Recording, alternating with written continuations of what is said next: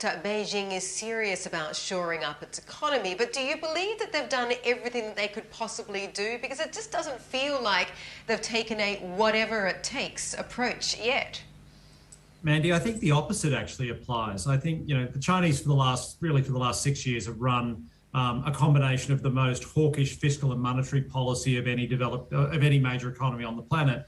And you and I were sort of joking before about how desperate I am for the China narrative to begin to play out, and strategists and investors across the globe would love to have something idiosyncratic to hang their hat on. China is in a different part of the cycle. A stimulus would do wonders for Chinese assets. And outside of the outside of the currency weakness and some tinkering at the margin, we've really seen very, very little. We've seen not much at all.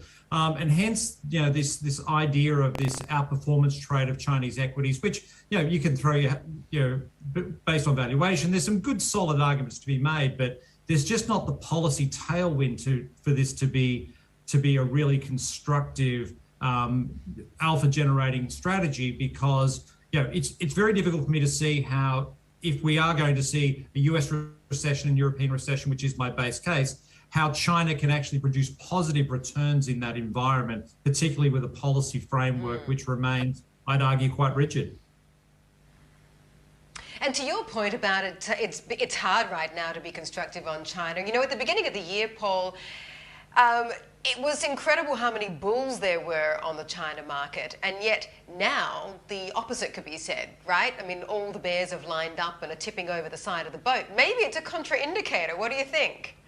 Well, as one of those bulls at the start of the year, I can confirm that. Yeah, so I was certainly in that camp.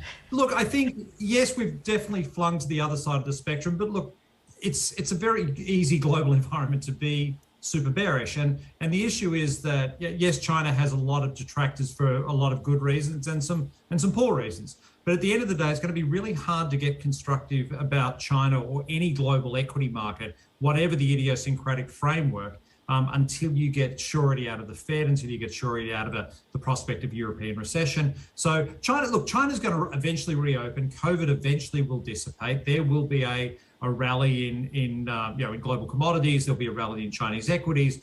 But how long that lasts remains to be seen. And then China becomes a victim of as much of a victim of the global backdrop as any other country on the planet.